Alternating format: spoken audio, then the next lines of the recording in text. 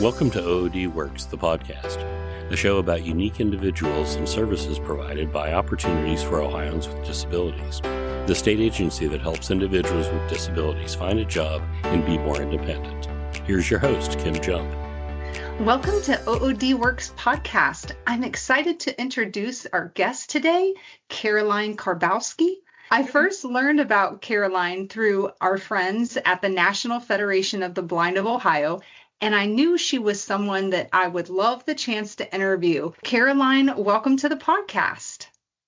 Thank you so much, Kim. I'm excited to be on.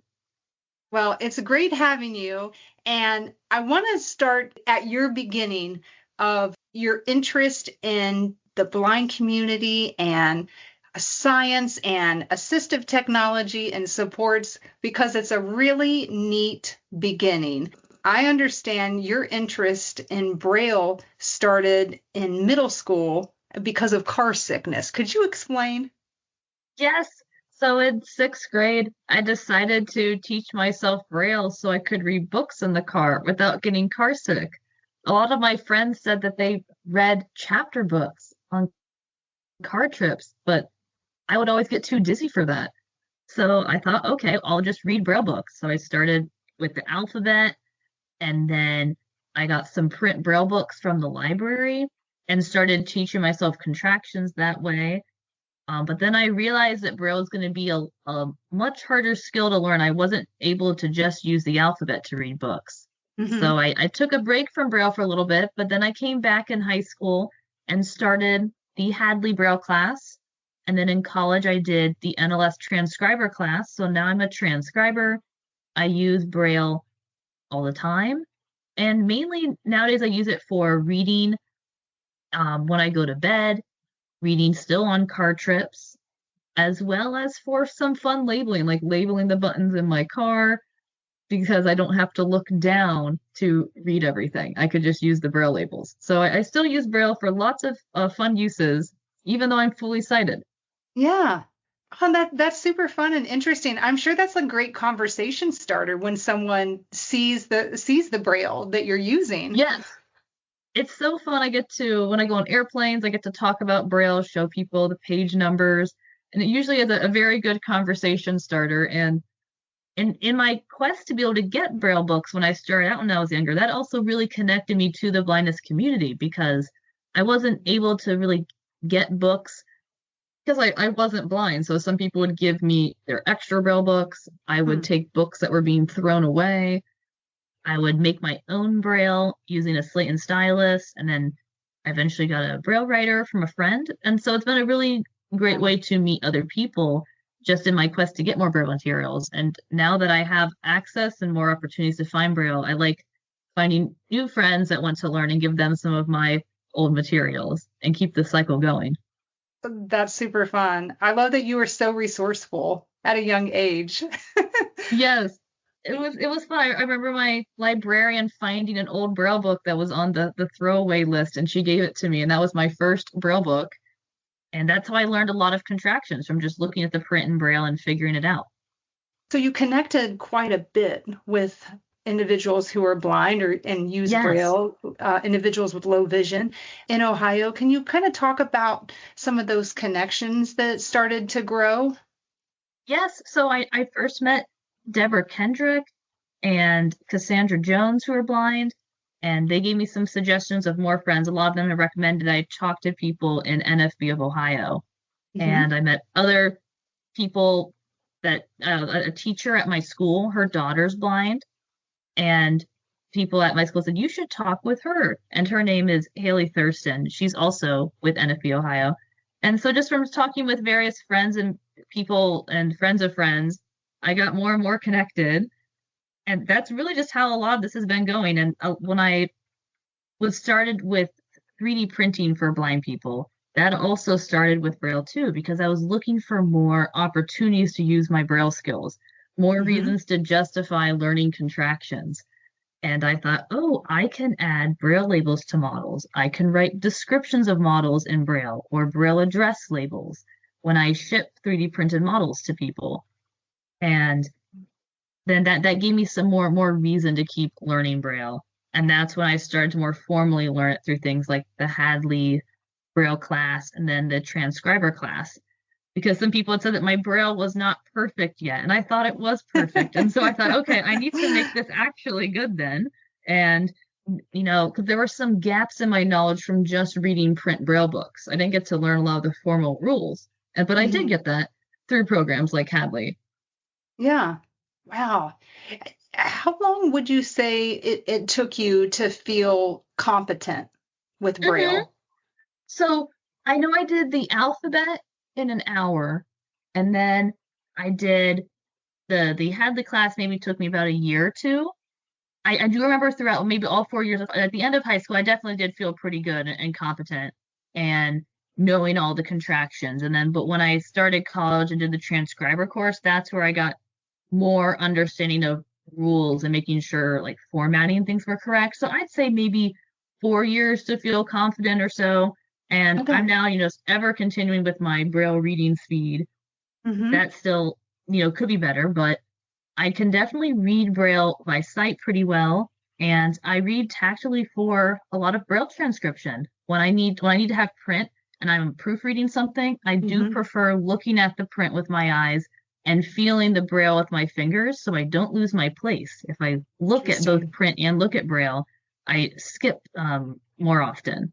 That has been a really useful skill for transcribing. That's so cool. This interest in Braille and science took you in a unique direction after high school.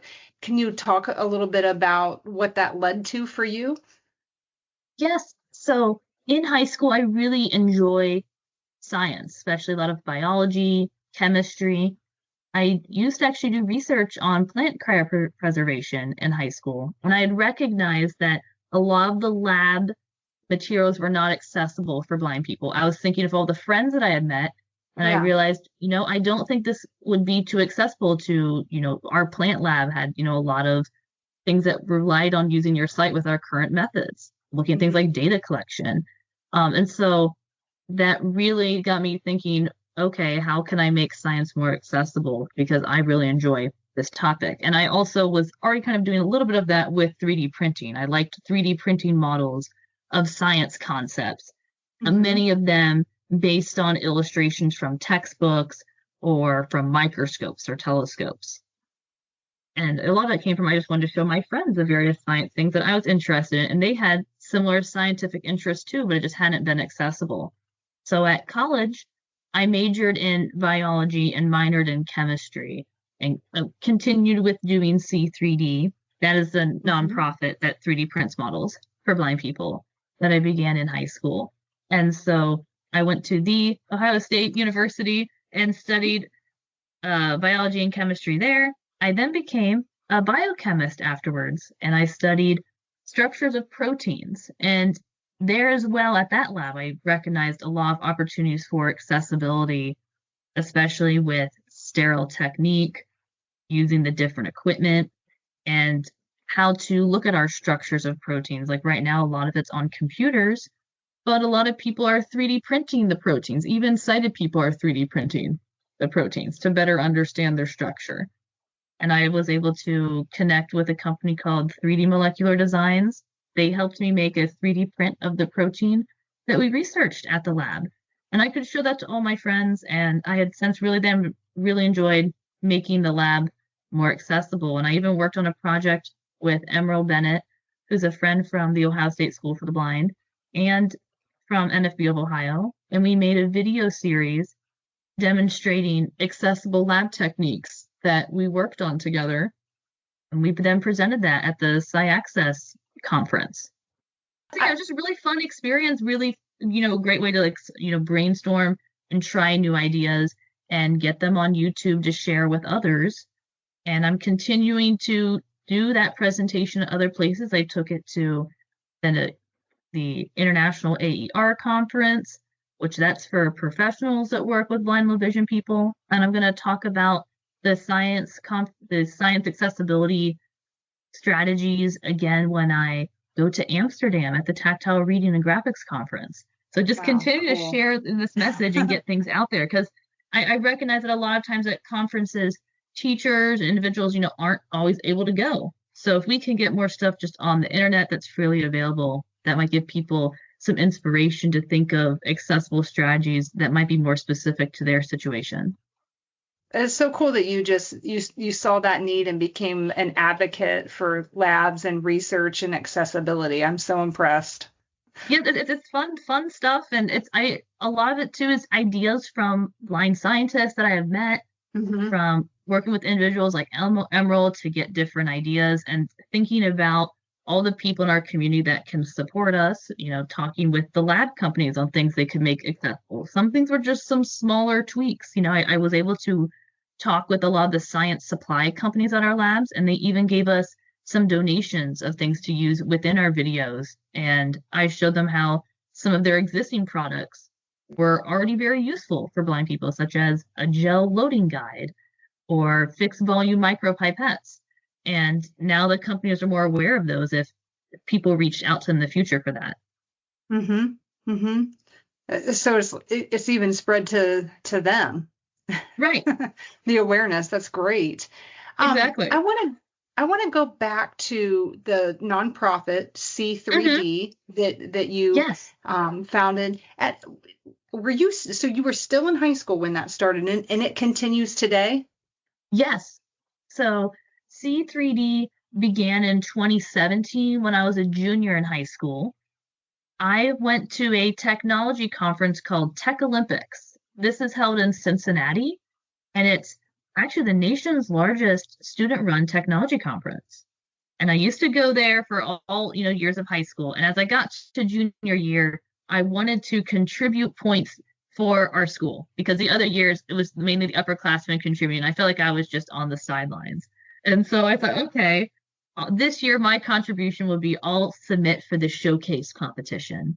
That's like make a business plan or a personal project. And so I got my high school friends to come join me on my idea, which I called C3D, where we 3D printed models for blind people and made an online ordering system for people to make their requests. And then my high school friends would print them at school, because I recognized that we had all these printers at school and everyone wanted to print, but no one knew what to make.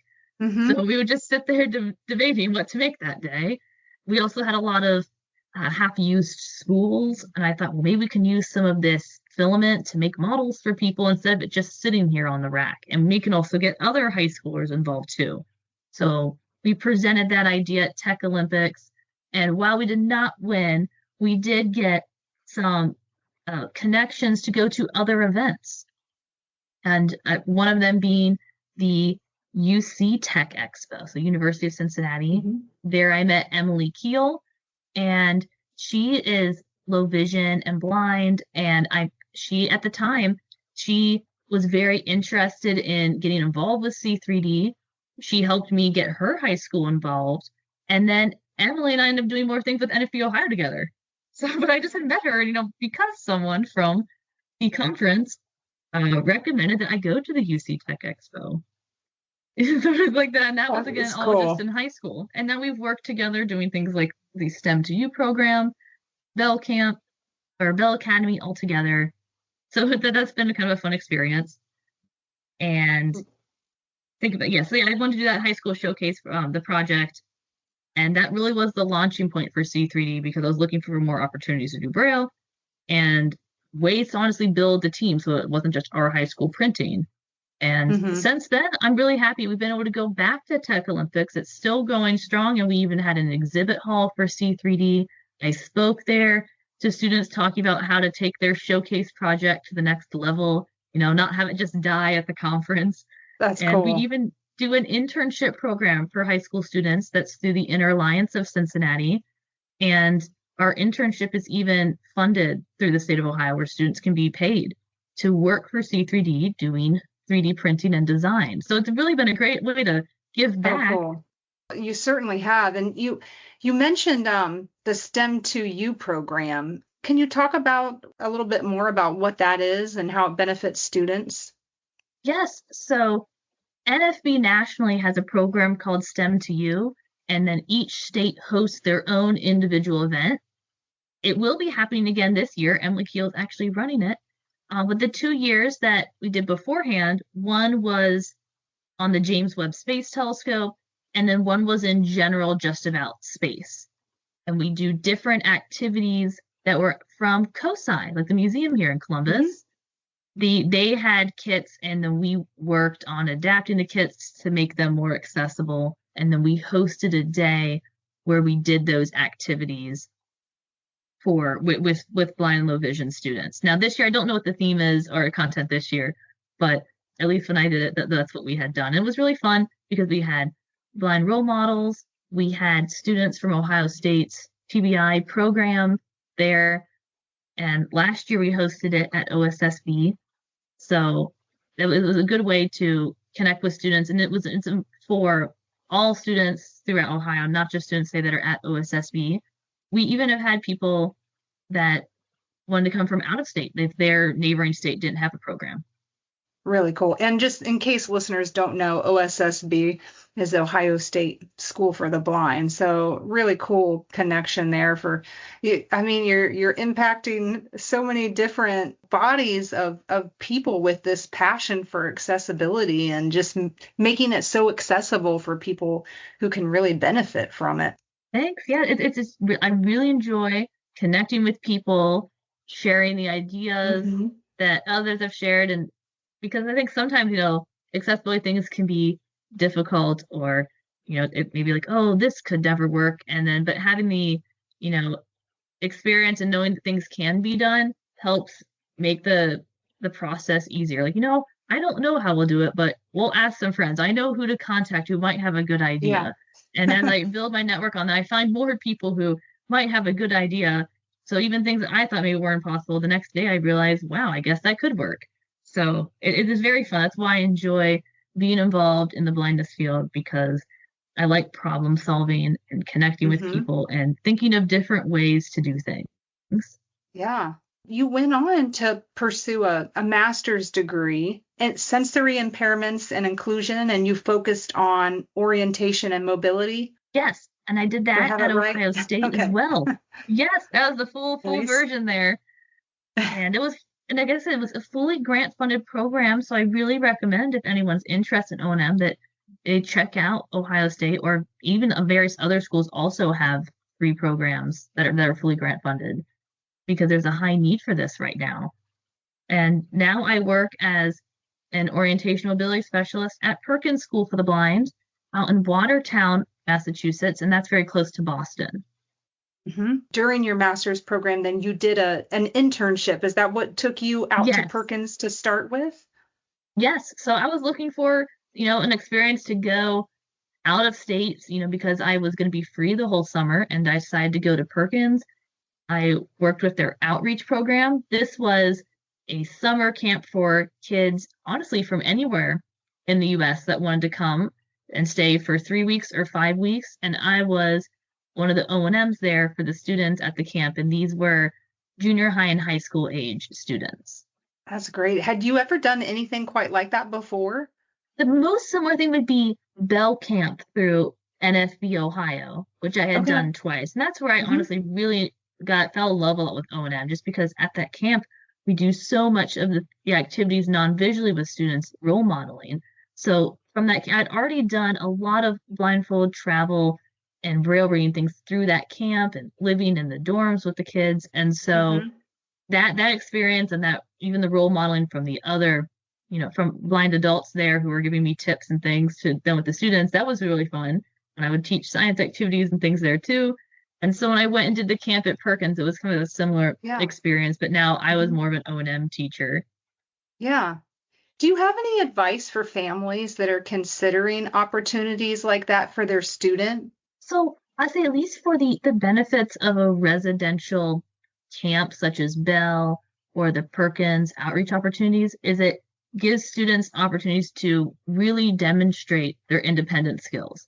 And maybe they're, not too independent, but here we can see for sure. We can see, and maybe students, now that people are stepping back, they are super, have all these skills. Maybe they don't, but you'll never know unless you step back. So that's a huge opportunity just for everyone to learn where the student's at. I know some great opportunities with Bell Camp have been just when students were with a lot of blind role models and, maybe they didn't think they could do something, but now other people are role modeling that and they can do it. I know benefits at Perkins, a lot of it was some students had never met any blind, low vision, or visually impaired students before. They were the only one at their school because they came from all over the US. And they finally learned about accessible strategies that existed or, tools they could use.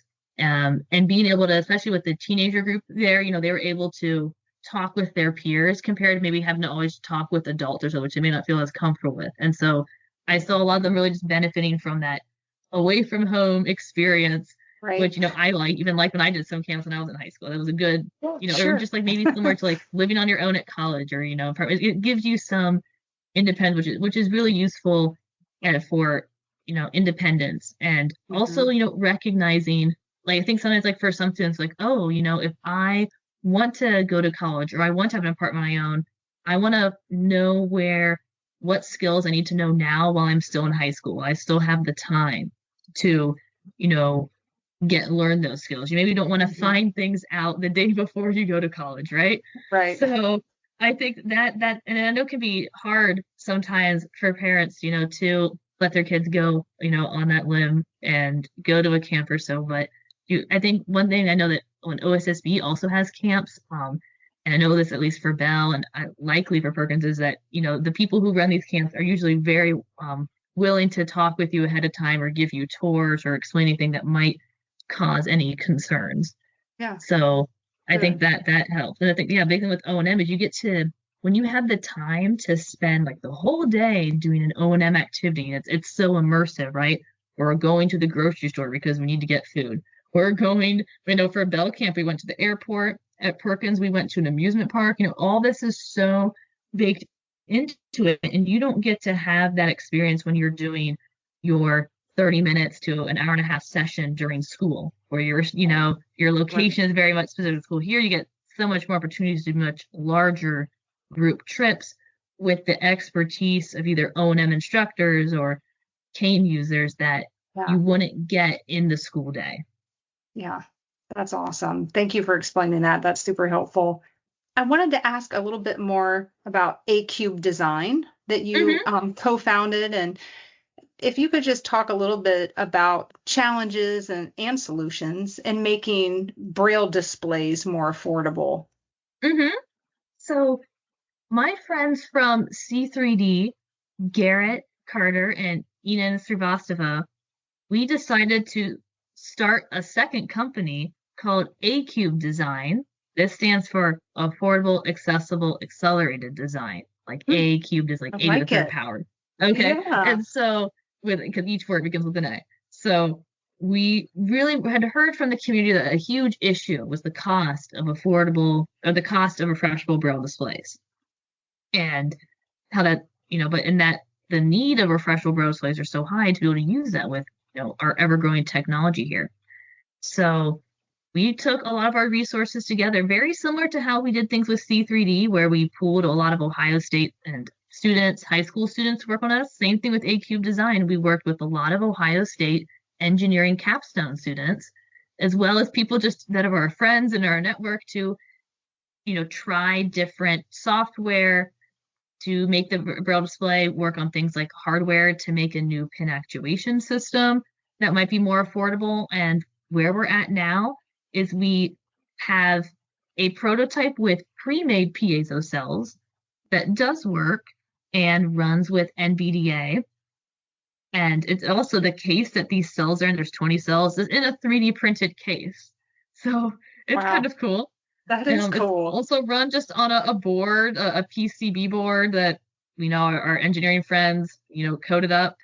For the pin actuation, we do now have a patent pending new novel pin actuation system that would hopefully then be more affordable. But so right now we're in the process of applying for grants to really test out this pin actuation system and see, does it work on a larger scale than just prototypes?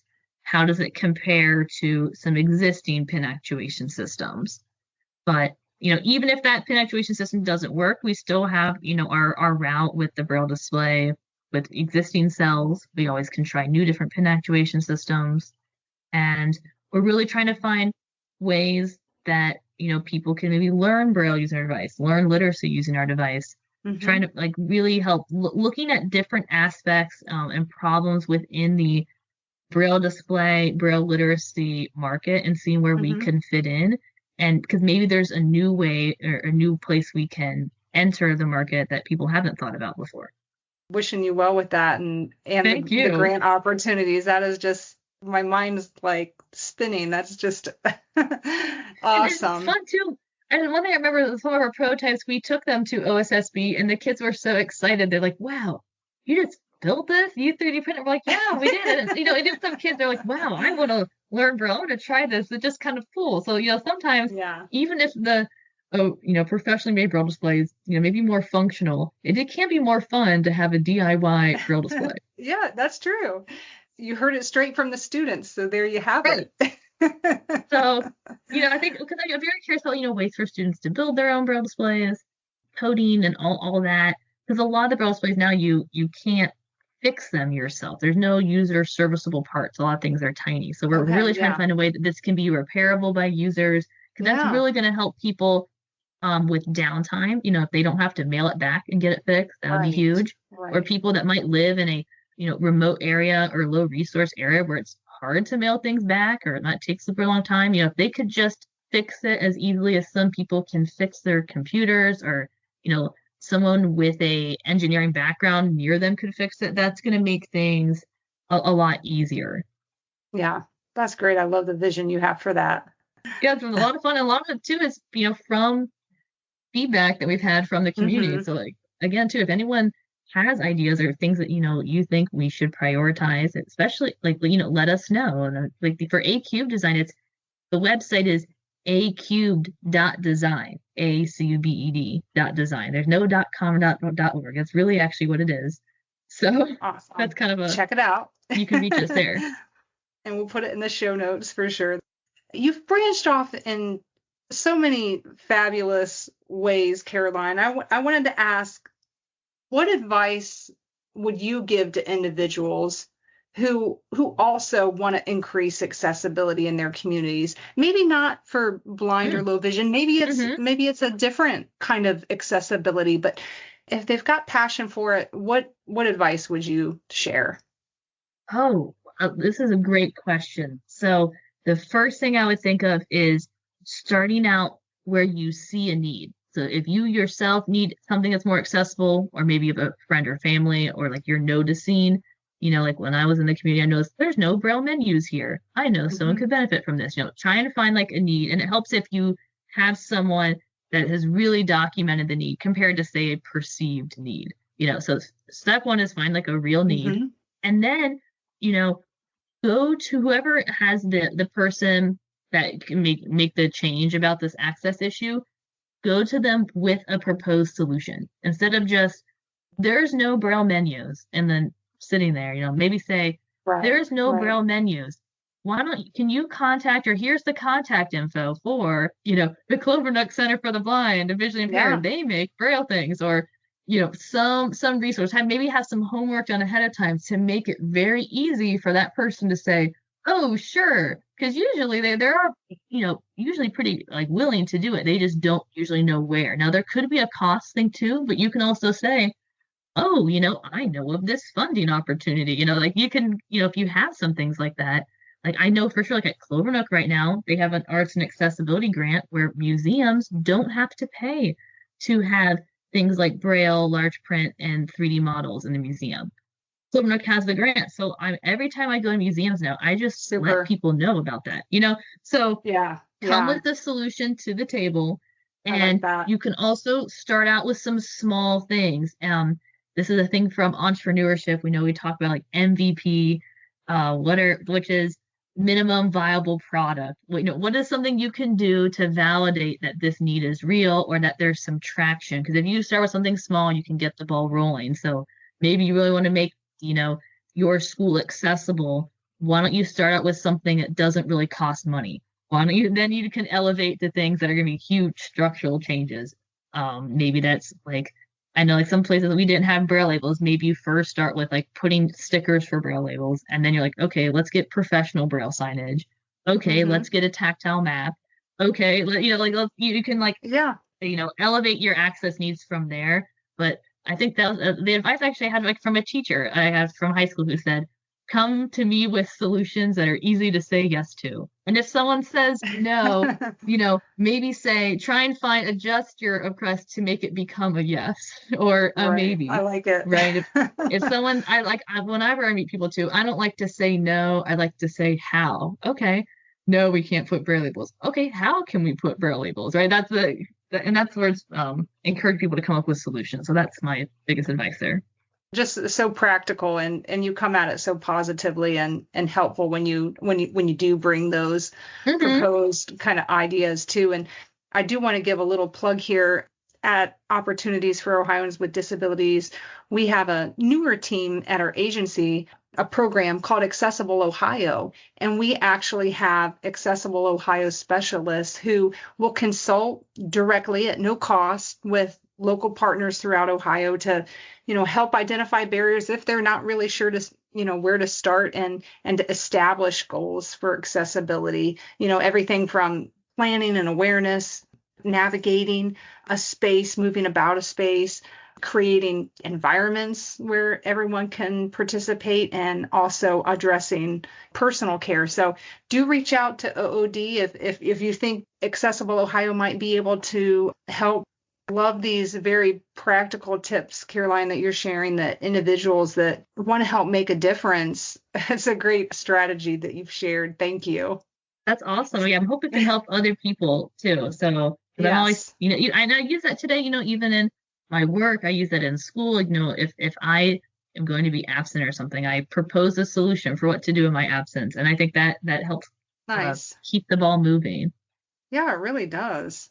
Before we wrap up here, just a little bit more about what your day-to-day work at the Perkins School is like in your Mhm. O&M role. And do you have other kind of responsibilities or areas of interest there as well? Yes. So in the fall, I started out working in both the secondary school and the lower school. So I had students Hmm. all the way from ages 7 to 18. Right now, in this now winter semester here, I just am in the lower school, and so I work with just like the little kids. And one thing that's really nice is I have many other O&M instructors at Perkins that I get to bounce ideas off from, Oh. learn some new strategies, as well as I really do enjoy working with the other service providers there. So, we have teachers, PT, OT, speech, behavior analyst. And so I get a lot of ideas and things from them as well, or ways to collaborate on Hmm. IEP objectives. And I hadn't had that experience of working with all those different types of professionals, beforehand. So I think that is really fun. I also, one thing I do enjoy about Perkins too is I have students that use all different travel modalities, different communication modalities. I have kids that use walkers, wheelchairs, canes, modified canes, students that talk with, speech, with sign, communication cards, eye gaze devices, and really just seeing all of that and how feasible, all these different methods can work, different ways to communicate and travel. It really just helps me think of new ideas and really rethink things that you thought might not be possible. And now you see it happening every day, and then being in a positive environment where everyone is thinking about different accessible strategies has really been fun. Some other things like my main role at Perkins is yes doing like travel with students, but we Hmm. also do things like hoping to do some more with 3D printing there, hoping to I'm trying to start some things with that and some collaboration with C3D or just other blindness orgs. Another thing we're starting is doing some cane repair. So there were some volunteers in our assistive device center that do cane repair, and now trying to see if we can train students on how to repair their canes. So I'll see That's where cool. those go. Hoping to do some more collaborations with different organizations throughout Boston to have some more like field trip ideas for students. So seeing where that goes. I love doing tactile maps. Do a lot of that with our Velcro boards at Perkins, making maps of different places throughout campus. And honestly, like, yeah, continuing like lots of collaboration with people throughout all the different departments. Collaborating seems to be a strength of yours. It seems Yes. to be a theme that goes way back. Yeah, yeah, exactly. It does go way back. And so I do really enjoy trying to, like, that's kind of what even goes with C3D. Like, for one, someone once advised me that I don't do everything with C3D because then it would take too long and it would burn me out too. So like with C3D, my main role is, a lot of the Braille stuff and connecting people, finding people with different skills. Like, I personally do not design complex 3D models. I used to do some printing. I don't do that personally as much, but I do know how to do it. So I focus more time finding other people who know how to design, who know how to 3D print, who know how to do these skills, and I work on connecting them.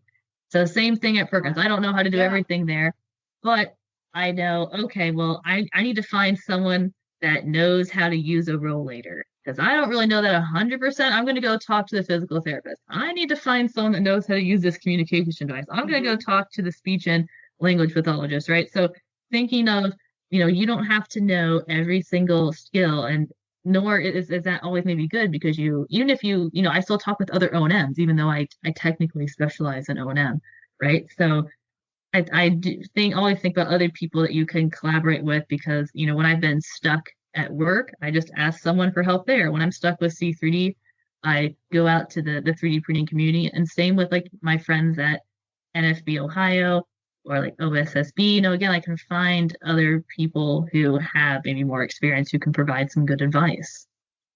That's great. That's great. You're such a connector. Thanks. Yeah, that's my love. So in general, if anyone listening wants to connect, definitely reach out here. Like, the big one here is with. That's a perfect segue too for you to. I know you shared a cube design, but listeners might be like, yes, I want to connect with Caroline. So what would be the best way to do that? So one option here is like for C3D, like if you have 3D printed models that you want, or just the designs, the website is c3d.org. That's SEE, the number 3D.org. And our email is info@c3d.org. For A-Cube Design, like again, it's acubed.design is the website, and my email is caroline@acubed.design, and then A-Cubed is ACUBED. You can definitely reach out to me on LinkedIn. I recommend sending a message just so I know you're not a robot. I know you're a real person. I recommend that.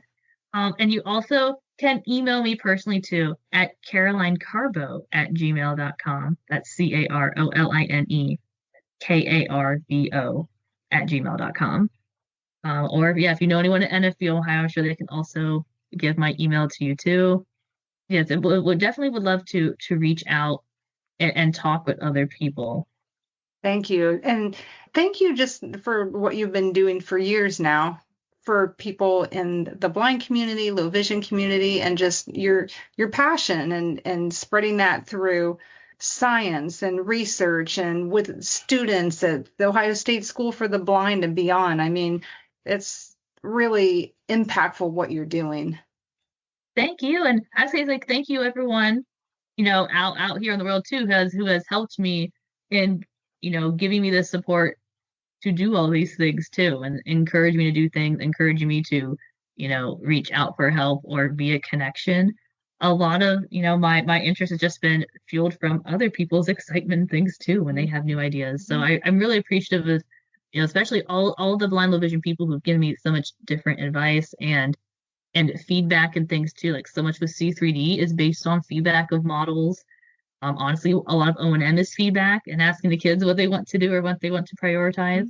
So I'm really appreciative, just like, the whole community here who has, especially people who have really believed in me from the start too in Ohio, going back to my, high school librarian who gave me the Braille book that was going to get thrown away, right? So, some things like that. Or I also, have some TVI friends that I met who gave me a slate and stylus, people who gave me some of their old Braille books. I really appreciate it. Those people really helped me get started here. Thank you so much for your time, Caroline. We really appreciate you being part of the podcast. Thank you so much, Kim. It's been fun.